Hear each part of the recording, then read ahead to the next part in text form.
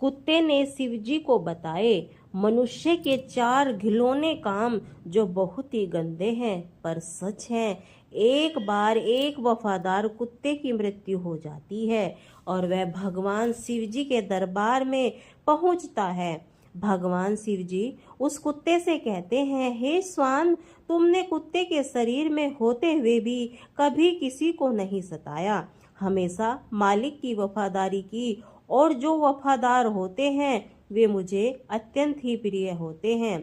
मैं चाहता हूँ कि अब की बार तुम्हें मनुष्य के रूप में पृथ्वी लोक पर भेजूं, जिससे तुम मनुष्य के रूप में पृथ्वी पर सुख भोग सकोगे, क्योंकि मनुष्य योनि सबसे श्रेष्ठ है, जिसे पाने के लिए देवता भी तरसते हैं। भगवान शिव जी की बात सुनकर वह कुत्ता कहता है, हे प्रभु, आप चाहे मुझे किसी भी रूप में पृथ्वी लोक पर भेज दीजिए, परंतु मनुष्य रूप में कभी भी नहीं मत भेजना।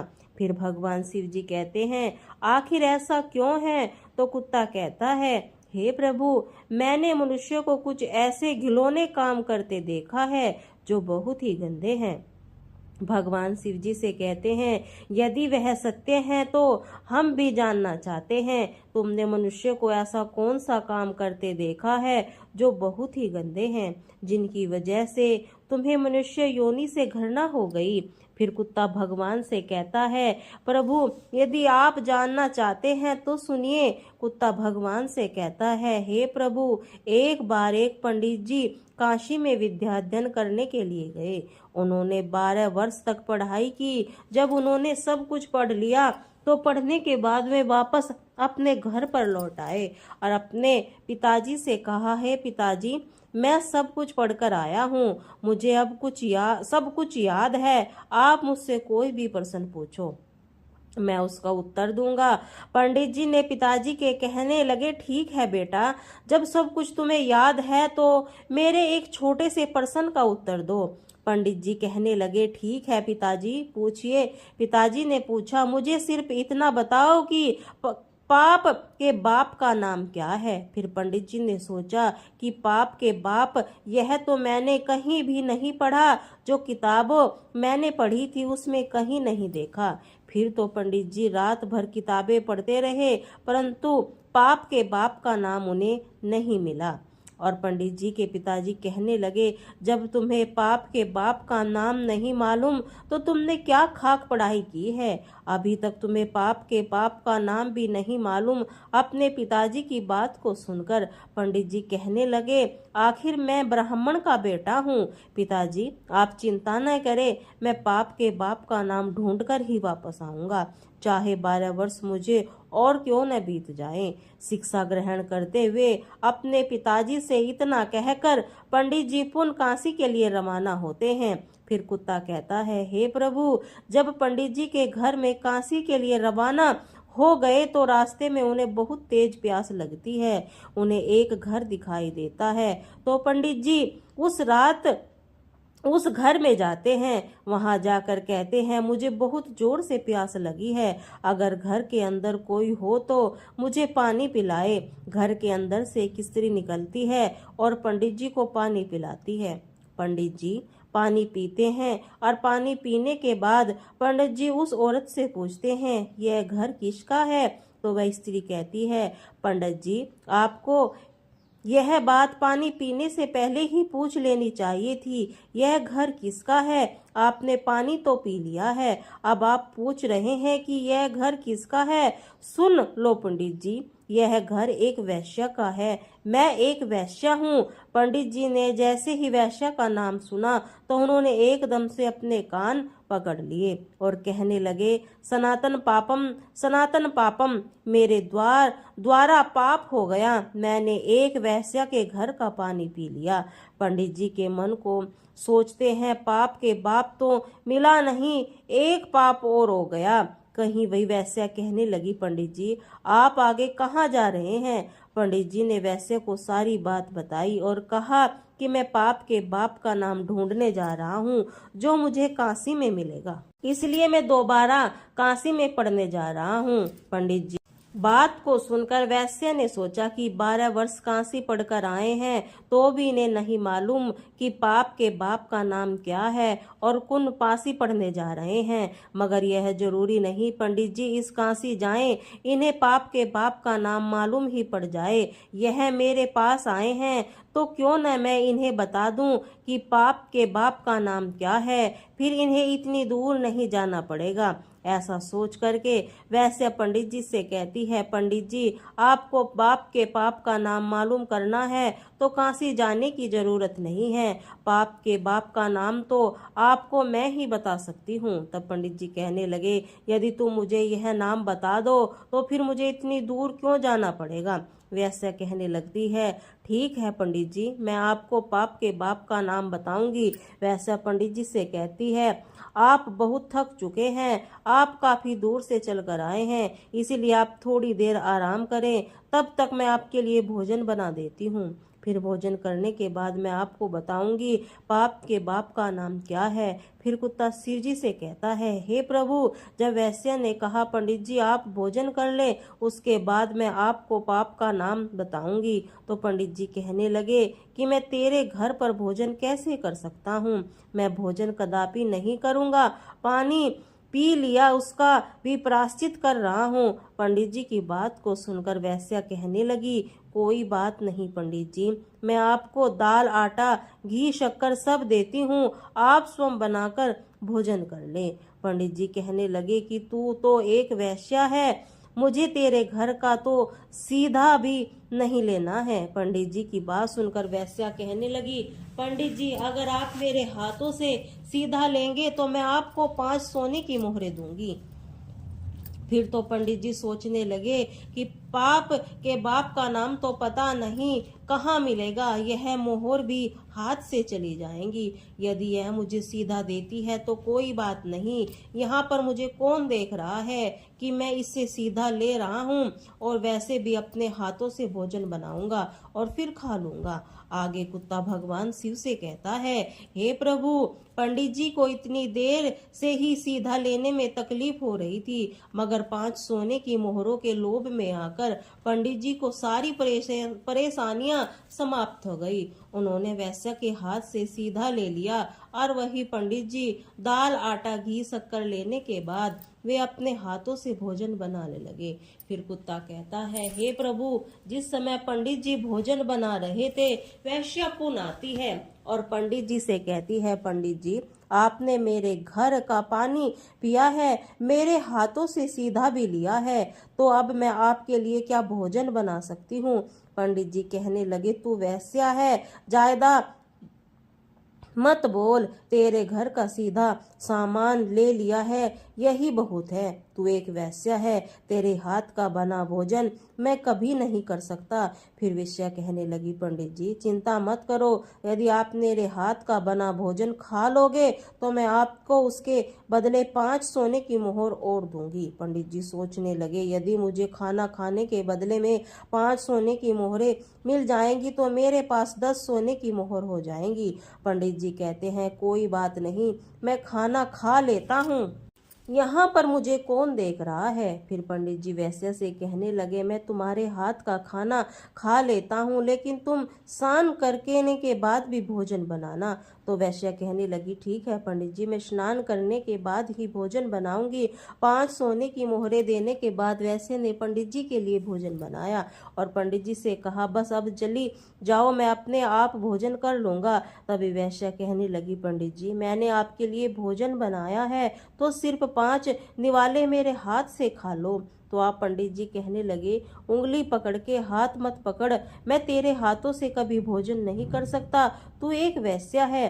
तभी वैश्या कहने लगी, पंडित जी यदि आप 5 निवाले मेरे हाथों से खा लेंगे तो मैं आपको 5 सोने की मोहरें और दूंगी। पंडित जी सोचने लगे, अगर यह मुझे 5 सोने की मोहर दे देगी तो मेरे पास 15 सोने की मोहरें हो जाएंगी। फिर पंडित जी वैश्य से कहने लगे, ठीक है, यदि तुम अपने हाथों से मुझे भोजन कराना चाहती हो तो अपने हाथों से मुझे भोजन खिला सकती हो। पंडित जी की बात सुनकर वैश्य ने पंडित जी को भोजन की थाली परोसी। सामने पंडित जी, इधर वैश्य और बीच में थाली। वैश्य ने निवाला लिया और अपना हाथ पंडित जी के मुंह की ओर बढ़ाया। पंडित जी ने ही भी वैश्य के हाथ से निवाला लेने के लिए अपना मुंह खोला। जैसे ही पंडित जी ने निवाला लेने वाले थे, तभी वैश्य ने पंडित जी के गाल पर एक जोरदार थप्पड़ मारा।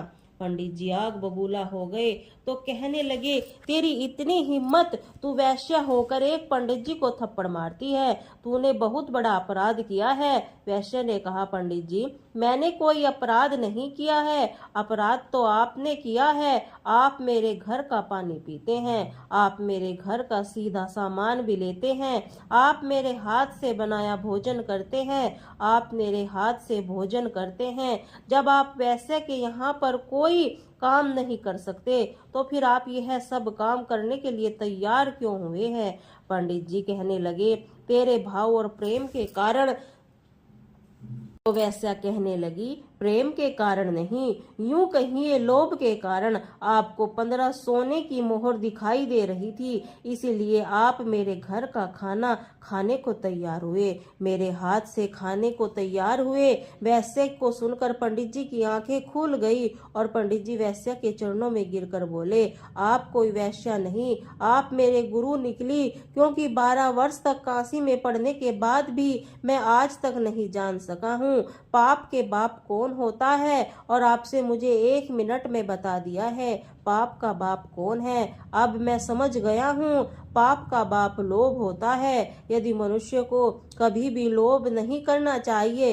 वैश्या कहने लगी, पंडित जी, लोभ के कारण इंसान कितना नीचे गिर जाता है, यह सब आपके ठीक में समझ आ लिया। आगे कुत्ता शिव जी से कहता है, हे प्रभु, इसीलिए मुझे मनुष्य जाति से करना है, क्योंकि मनुष्य लोभ में आकर कितना भी बड़ा नीच काम कर सकता है। प्रभु ने अब आपके आगे मैं बताता हूँ कि मनुष्य भरोसे के काबिल भी नहीं होता, वह अपने स्वार्थ के लिए आपने को भी खून कर देता है। फिर भगवान शिव जी कहते हैं, वैसे तो कुत्ता कहता है, हे प्रभु, मैं आपको एक कहानी के माध्यम से बताता हूँ, सुनिए। एक बार की बात है, एक शहर में बहुत ही धनवान व्यापारी रहता था। उसके पास मेरे जैसे एक वफादार पालतू कुत्ता था।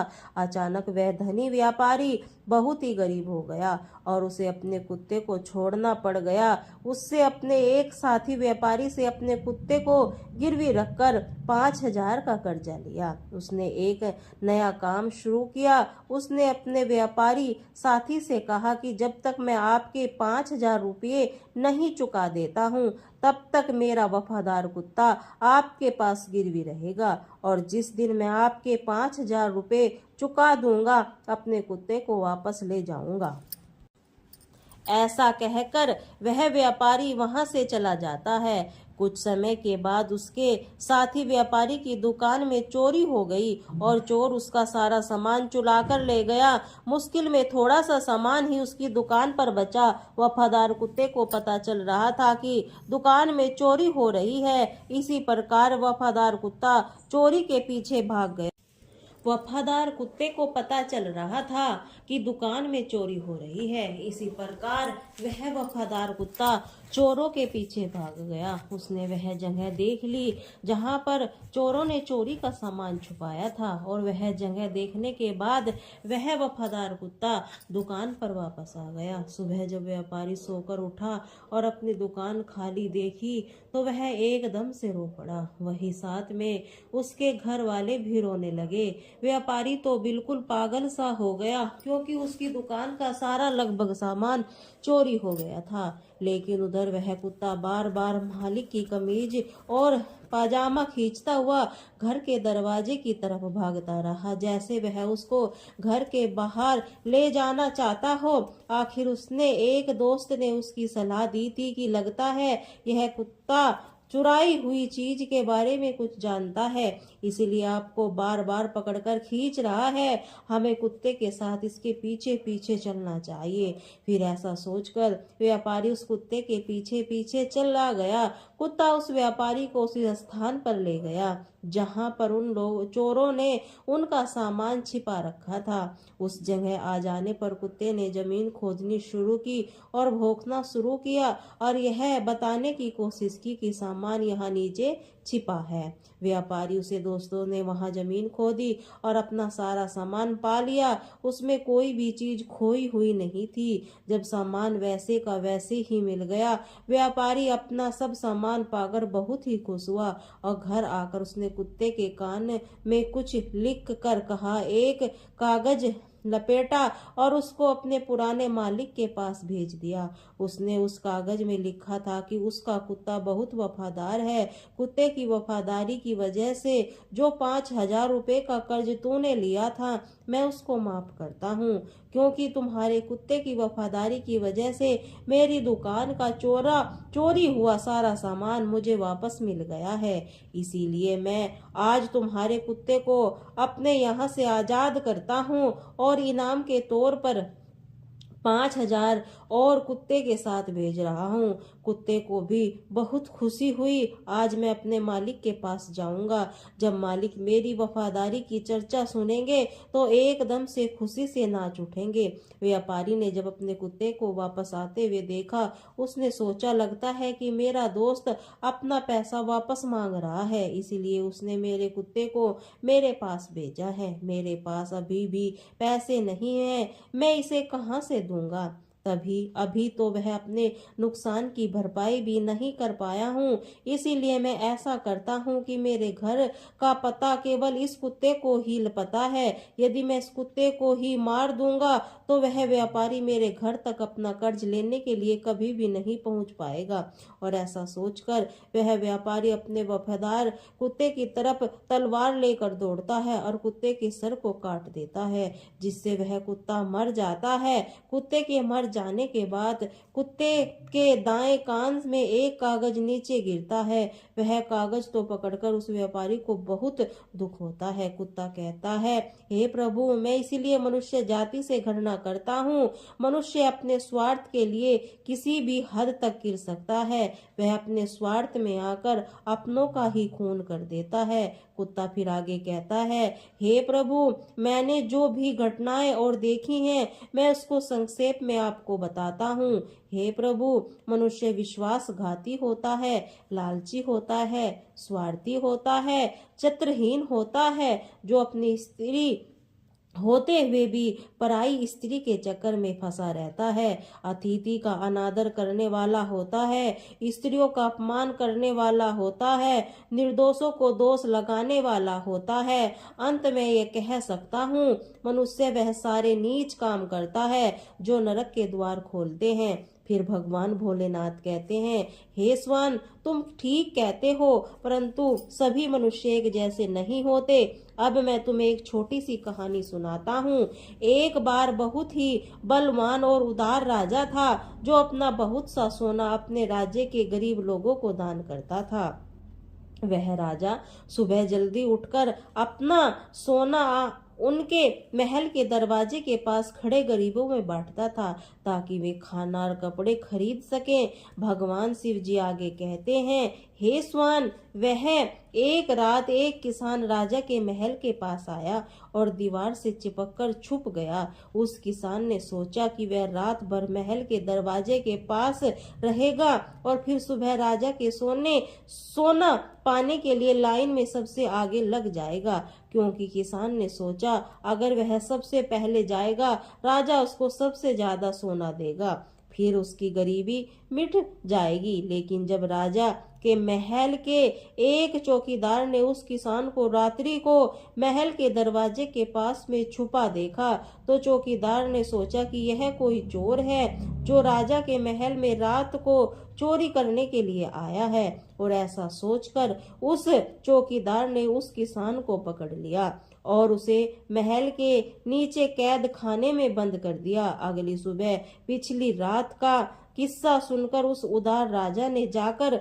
कैद खाने में बंद किसान से बात करने की ठान ली। राजा ने उस अंधेरे और उदास कैद खाने में प्रवेश किया और फिर उन्होंने उस किसान से पूछा, तुम मेरे महल में चोरी क्यों करना चाहते थे, जबकि तुम्हें अपने आप ही भोजन और कपड़े दिलवाने के लिए सिर्फ मुझे सोना मांगना था। क्या तुम्हें यह पता नहीं है कि यह तुम्हें खुशी से दान कर देता।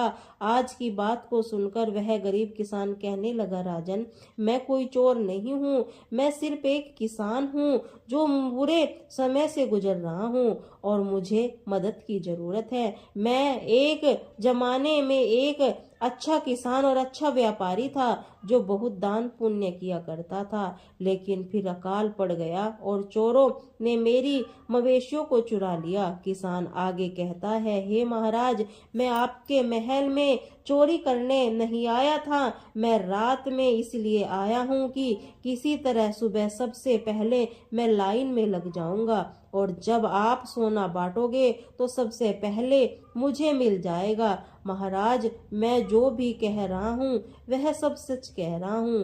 किसान की बातें राजा के दिल को छू गई। राजा ने अपने सिपाहियों को उस किसान को कैद खाने से छुड़ाने का हुक्म दिया और फिर उसने उस किसान को 10 सोने के सिक्के दिए जिससे वह अपनी जिंदगी बना सके। किसान ने राजा को धन्यवाद दिया और अपना सोना लेकर महल से निकल गया। लेकिन अगले दिन किसान अपने 10 सोने के सिक्कों से संतुष्ट नहीं था। वह हर रात को महल के दरवाजे के पास आकर सुबह होने का इंतजार करता था। हर सुबह राजा आता था, उसे 10 सोने के सिक्के प्रदान करता था। इसी प्रकार 10 सोने के सिक्के वह कई दिनों तक प्राप्त करता रहा। आखिरकार राजा ने किसान से एक दिन पूछा, जब मैंने तुम्हें इतना सोना दिया है तो तुम रोजाना मेरे महल में क्यों आते हो? क्योंकि मैं समझता हूँ मैं तुम्हें इतना सोना दे चुका हूँ, अब तुम गरीब या भूखे नहीं हो। किसान कहता है, महाराज, मैं आपको जैसा बनना चाहता हूँ। राजा कहने लगा, यदि तुम मेरे जैसे बन जाओगे तो क्या तुम इस राज्य में गरीबों की मदद करोगे? तो किसान ने कहा, महाराज, यदि मैं आप जैसा बन जाऊंगा तो मैं इस राज्य की गरीबी मिटा दूंगा। इस किसान की बातों ने प्रभावित होकर राजा ने अपना आधा राज्य उस किसान को दे दिया और उसे आधा धन भी दे दिया। राजा ने कहा, लेकिन तुम्हें वादा करना होगा, तुम हमेशा उन लोगों की मदद करोगे जिन्हें तुम्हारी मदद की जरूरत होगी।